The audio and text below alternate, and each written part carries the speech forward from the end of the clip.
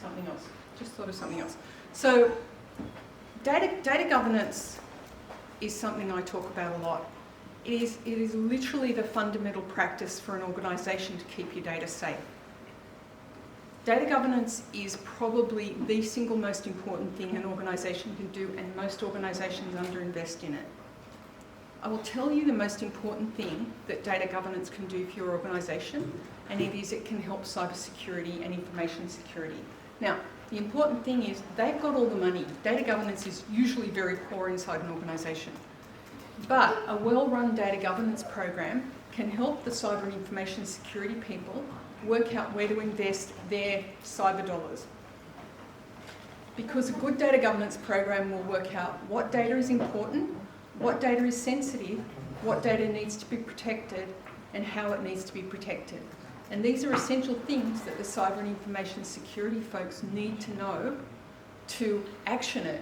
Because if they try to secure all the data in the organisation on the same level, they will literally spend all their budget plus more. Because if you treat every single bit of data as if it's highly sensitive, you'll protect it that way and you don't need to. So you'll incur a lot more costs. So data governance really works hand in hand with cyber and information security to work out what is the hierarchy of data you need to protect. This is the essential reason why you need to do data governance, and really important to think about it.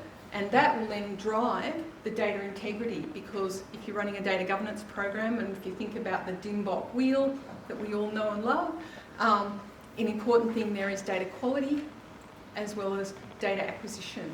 And so if we start to do all of those things in the DIMBOK wheel, then we're driving cybersecurity and information security. And I also want to point out the difference between cyber and information security, because they're actually important to know.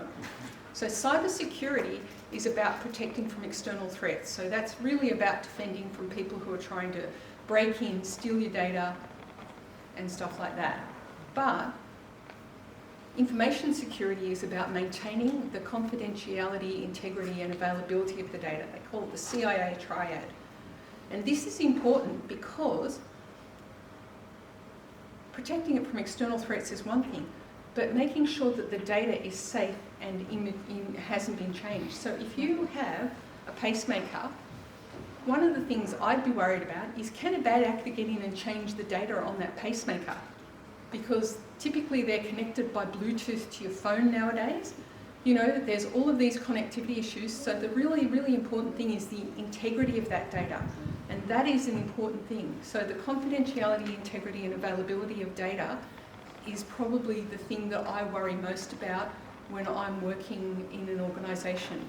So, and that is a team effort. So, you know, I usually work as a chief data officer, but working really, really closely with the chief information security officer with risk and privacy and records and archives, so that we're working together, because we've all got a part of the puzzle in protecting that data. So data is the lifeblood of an organisation, and it takes a team to protect it. All right. All right. Now, I want to talk briefly about the international trends. So everybody has privacy legislation now. There was a time when it was just really the Europeans, when they had their general data protection regulation when it first came out. Now everybody has it. Probably an interesting development has been in California. They developed a GDPR privacy-inspired regulation a couple of years ago. But the important thing that they've really developed now is this California Privacy Rights Act, which gives Californian residents control over their data. I'm not sure how long that will happen, that will continue, because Lord knows what's happening in America nowadays. And you'll see my last slide here with my little shrubby person. I don't know what's happening with the US federal government, and I don't think anybody knows. But one thing we do know about the US federal government at the moment, it's not friendly to regulation in general. It's not friendly to privacy, and it's and it's basically dismantling all the parts of government that used to support those things. So I don't think that the US will be part of the global conversations about things like privacy, cybersecurity, information security, and data management going forward. I think they'll be very internally focused. But China have also done their legislation. So one of the problems we've all got, and especially if you run a global organisation, is it's actually impossible to comply with all of these privacy regulations. If a colleague of mine at UNSW has done a big table of them and he's put them all on all the and you can't comply with all of them. And if you're an international organisation, you are going to have specific operations in each jurisdiction and make sure that you can comply with them. For instance, even in the EU, if you have operations in Germany, Germany doesn't like their data subjects to leave the country. So you need to keep that resident in Germany, even though it might just be going to the rest of the EU. So there's even nuances like that. So really understanding the landscape is worth doing, but it's also trying to understand what are the first principles. So thinking about things like, should we keep the data in the jurisdiction in which it's collected? Obviously that incurs additional cost. Should we use particular countries' clouds that store the data in their jurisdiction? Some of the things that have happened to us, so we have, so at UNSW we run the Australian Defence Force Academy, and so we have people who are researching war. And so they talk about things like bombs and explosions and stuff like that.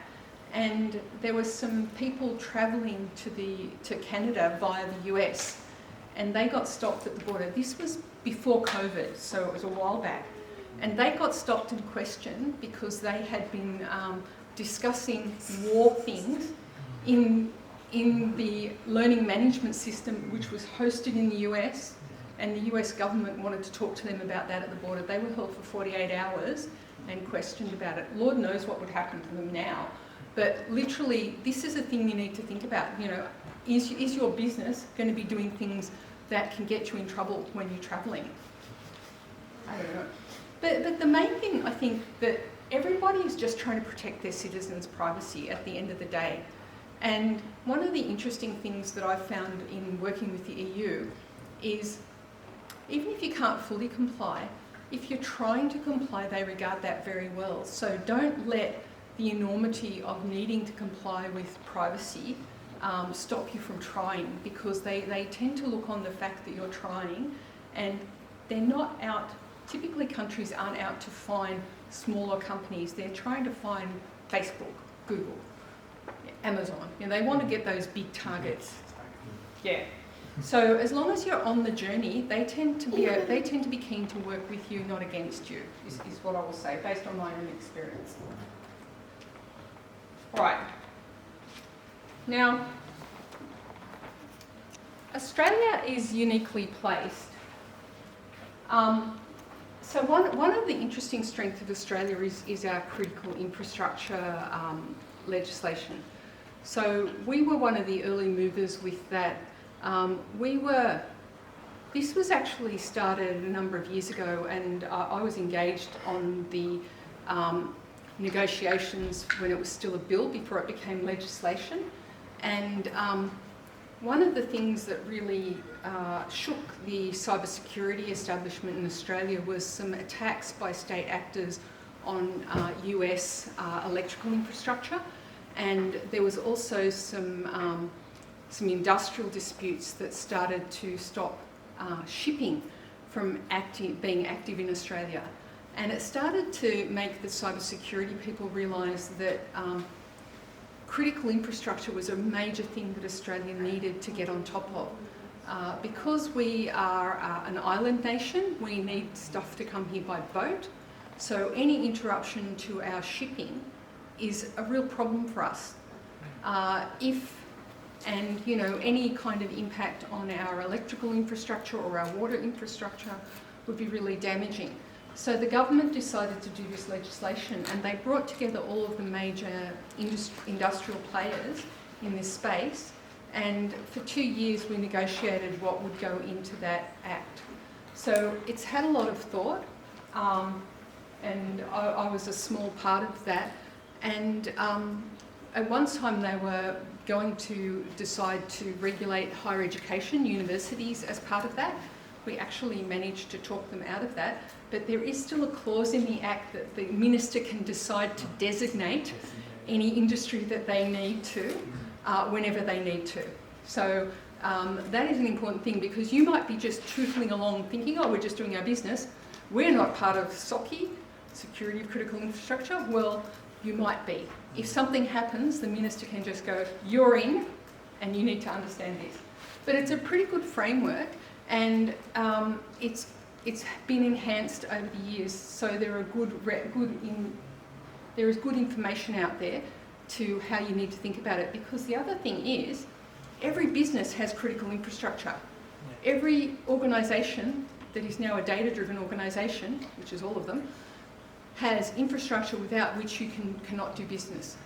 So we did a tabletop exercise at UNSW last 2023 that role-played what would happen if we lost our student enrolment system at the time when students were enrolling.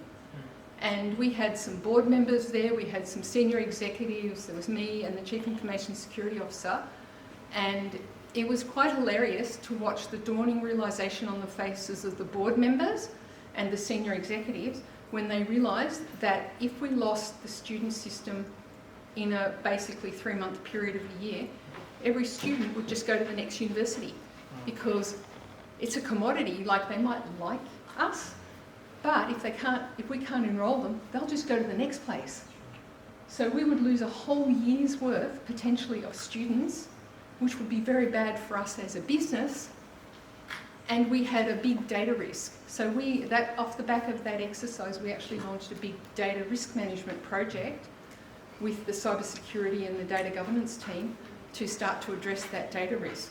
So, these kind of things. So thinking about your own organisation as critical infrastructure, even though you don't have to, is probably a good idea.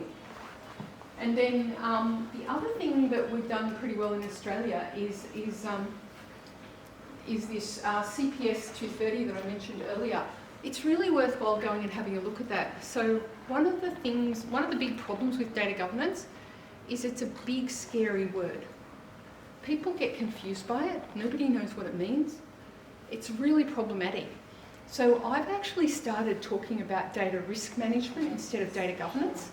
I really mean data governance most of the time, but one of the things I'm starting to do is frame it as data risk, because everybody understands data and everybody understands risk, and you can start to have a sensible conversation about it instead of just having the data conversation where everybody sits there and goes, I don't know what data governance is, I don't know if I can help, I don't know anything about this.